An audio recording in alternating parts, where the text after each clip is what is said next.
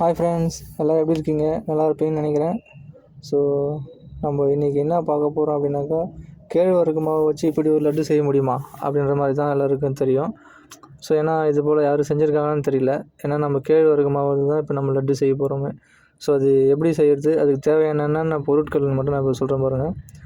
ஒரு கப்பு கேழ்வரகு மாவு, அதுக்கு பாதி ஈக்குவலாக வெல்லம், முந்திரி கொஞ்சம், நெய் கொஞ்சம், அதே ஒரு கப்பில் வந்து வேர்க்கடலை கொஞ்சம். ஸோ காஞ்ச வேர்க்கடலை எடுத்துக்கோங்க. உங்கள்கிட்ட ஆல்ரெடி வறுத்து இருந்தாக்கா வறுத்த வேர்க்கடலை எடுத்துக்கோங்க. இல்லைனாக்கா நம்ம வந்து அதை வறுத்து எடுத்துக்கணும். ஸோ அது ஒன்று ஒன்றா நான் எப்படி செய்யறதுன்னு சொல்லிட்டு நான் உங்களுக்கு எல்லாமே சொல்லி காமிக்கிறேன். ஸோ இப்போ நம்ம வந்து பார்த்திங்கன்னா அந்த ஒரு கப்பு கேழ்வரகு மாவை எடுத்து நம்ம பேனில் மீடியம் ஃப்ளேமில் வச்சு நம்ம அதை வறுத்து எடுத்துக்கலாம். ஏன்னா அந்த பச்சை வாசம் எல்லாமே போகணும். அப்போ தான் நமக்கு வந்து டேஸ்ட் நல்லாயிருக்கும். ஸோ அதனால் நம்ம ஒரு பேனில் வச்சு அது எல்லாத்தையும் வறுத்து எடுத்துக்கலாம். அது நல்லா நமக்கு வறுக்க பார்த்தீங்கன்னாக்கா நல்லா ஸ்மெல்லே கொஞ்சம் நல்லாயிருக்கும். நம்ம கேழ்வரகு மாவு ஃபஸ்ட்டு போடும்போது ஸ்மெல் எதுவும் வராது. வறுக்க பார்த்தீங்கன்னா அதோடய ஸ்மெல்லே நமக்கு கொஞ்சம் சூப்பராகவே இருக்கும். அந்த அளவுக்கு நமக்கு நல்லா வறுத்து எடுத்துக்கலாம். இந்த பாருங்கள், இந்த அளவுக்கு நமக்கு கலர் சேஞ்ச் ஆகும் வறுக்க. ஸோ கலர் சேஞ்ச் ஆகிற வரைக்கும் கொஞ்சம் நம்ம நல்லாவே வறுத்து எடுத்துக்கலாம்.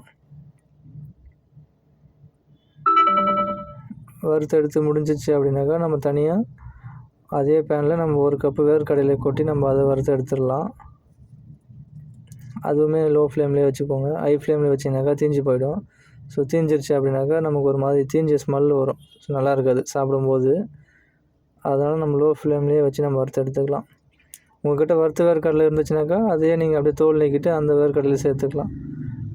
அதனால் என்கிட்ட வறுத்தது கிடையாது. அதனால் நான் வந்து வறுத்து எடுத்துக்கிறேன். இப்போது இங்கே பாருங்கள், அதே போல் இதுவுமே கலர் சேஞ்ச் ஆகும். ஸோ கலர் சேஞ்ச் ஆகிற வரைக்கும் நல்லா வறுத்து எடுத்துக்கோங்க.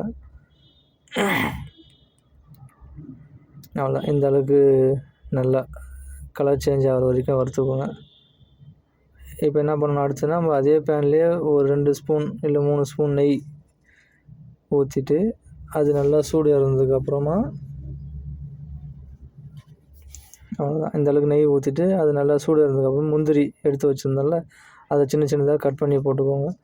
இந்த சைஸ் வேணாலும் ஓகே, இல்லை இன்னும் சின்னதாக வேணும் அப்படின்னாலுமே நீங்கள் சின்னதாக கட் பண்ணி போட்டுக்கலாம். ஸோ இது ரொம்பவே நல்லாயிருக்கும். நெய் போட்டோம் அப்படின்னாக்கா நெய் போட்டு நம்ம அது கூட முந்திரி போட்டு நம்ம அது கூட பிசைஞ்சு நம்ம லட்டு செய்யும்போது டேஸ்ட் நல்லாயிருக்கும் நமக்கு. இதுவுமே லோ ஃப்ளேமில் வச்சுக்கோங்க, இல்லைனா தீஞ்சு போயிடும். அவ்வளோதான் பாருங்கள், இந்த அளவுக்கு நமக்கு ஓரளவுக்கு நல்லாவே வறுபட்டுரும். இப்போ என்ன பண்ண போகிறோம்னாக்கா அடுத்தது நம்ம வறுத்து வடித்த கேழ்வரகு மாவை ஒரு மிக்ஸி ஜாரில் போட்டு மாற்றிக்கலாம். இது ரொம்பவே நைஸாக அரைச்சிடக்கூடாது, ஒரு மாதிரி விட்டு அரைக்கணும். ஸோ அது போல் அரைச்சா தான் அதோட கரெக்டான கன்சிஸ்டன்சிக்கு வரும். அவ்வளோதான், இந்த அளவுக்கு நம்ம வறுத்த வேர்க்கடலையோடு சேர்த்து இப்போ அடுத்தது வேர்க்கடலையும் நம்ம அதில் கொட்டி அதே போல் விட்டு அரைச்சிக்கலாம். கண்டினியூவாக அரைச்சின்னா ரொம்ப வந்து மைஞ்சிரும். ஸோ நல்லா இருக்காது அது போல் இருந்துச்சு அப்படின்னாக்கா. அதனால் நம்ம வந்து கொஞ்சம் விட்டு அரைச்சிக்கலாம். இது போல் அப்படியே ஆஃப் பண்ணி ஆன் பண்ணி அது போல் அரைச்சிட்னாக்கா நம்ம கொஞ்சம் நல்லா வரும். இது கூடவே நம்ம 4 ஏலக்காய் இருக்குல்ல, அதை போட்டு வச்சிடலாம்.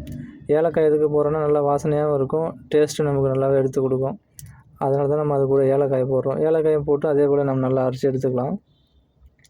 அது கூடவே நம்ம எடுத்து வச்சிருந்த அரை கப்பு வெல்லம் எடுத்துக்கலாம். என்கிட்ட வெல்லம் இருக்குது, வெல்லம் எடுத்துக்கிறேன். இல்லை உங்கள்கிட்ட கருப்பட்டி இருந்தால் கருப்பட்டி எடுத்துக்கோங்க. இல்லை நாட்டு சக்கரை இருந்தால் நாட்டு சக்கரை எடுத்துக்கலாம். ஸோ அதையும் சேர்த்து இது கூட நல்லா அரைச்சிட்டு தனியாக ஒரு பவுலில் நம்ம மாற்றி வச்சுக்கலாம். அதை அவ்வளோதான், இது போல் தனியாக ஒரு பாக்ஸ்லேயோ இல்லை ஏதாச்சும் ஒரு கப்லேயோ கொட்டிட்டு வறுத்து வச்சுருந்த நெய்யும் முந்திரியும் அதில் போட்டு நல்லா பிசைஞ்சிக்கோங்க. அவ்வளோதான், இது வந்து பார்த்திங்கனாக்கா இதுக்காக நம்ம நல்லா பிசைய போகிறோம் அப்படின்னா அப்போ தான் நம்ம லட்டு பிடிக்கிற ஸ்டேஜுக்கு வரும் அது. அதனால் நம்ம தனியாக ஒரு கப்பில் போட்டு அது நல்லா பிசைஞ்சிக்கலாம். இப்போ வந்து கொஞ்சம் உதிரி மாதிரி தான் இருக்கும்.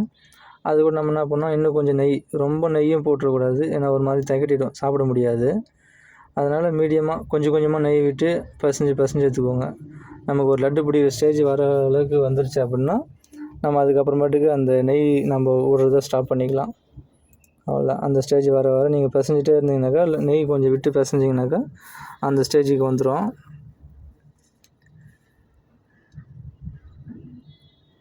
அவ்வளோதான், போதும்.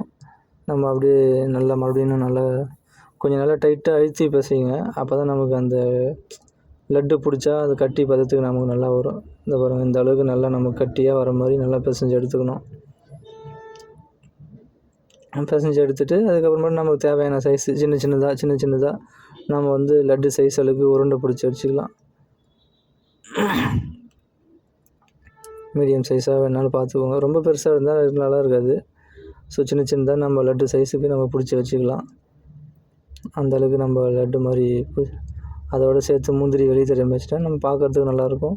ஸோ ஒரு லட்டில் ஃபுல்லாகவே நம்ம முந்திரி மொத்தத்தையும் போட்டு நம்ம பிசைஞ்சு எடுத்துடக்கூடாது, நல்லா இருக்காது. ஸோ இந்த அளவுக்கு நல்லா பிசைஞ்சு எடுத்துக்கணும். கேழ்வரகு மாவு பொறுத்த வரைக்கும் நம்ம உடம்பு ஹெல்த்தியான ஃபுட்டு. ஏன்னா அதில் வந்து பார்த்திங்கன்னா நிறைய விட்டமின்ஸும், வேர்க்கடலையில் பார்த்தீங்கன்னா நோய் எதிர்ப்பு சக்தி அது போல் எல்லாமே இருக்குது. ஸோ மறக்காமல் செஞ்சு பாருங்கள். லைக் பண்ணுங்கள், சப்ஸ்கிரைப் பண்ணுங்கள். செஞ்சு பார்த்துட்டு கமெண்டில் எப்படி இருக்குன்னு சொல்லுங்கள். ஏன்னா இதுதான் என்னோடய ஃபஸ்ட்டு வீடியோ, அதனால தான் நான் ஸ்வீட்டோடு ஆரம்பிக்கிறேன். ஸோ ஓகேங்களா, கண்டிப்பாக சப்போர்ட் பண்ணுங்கள், லைக் பண்ணுங்கள், சப்ஸ்கிரைப் பண்ணுங்கள், பெல் ஐக்கானை கிளிக் பண்ணிக்கோங்க. ஸோ நம்ம இதுக்கப்புறமேட்டுக்கு போடுற வீடியோ ஒன்றுன்னா உங்களுக்கு வந்து நோட்டிஃபிகேஷனில் வரும். இது குழந்தைங்கலேருந்து பெரியவங்க வந்து யார் வேணாலும் சாப்பிடலாம். ஸோ கண்டிப்பாக செஞ்சு பார்த்துட்டு கமெண்டில் சொல்லுங்கள். Thank you friends and family.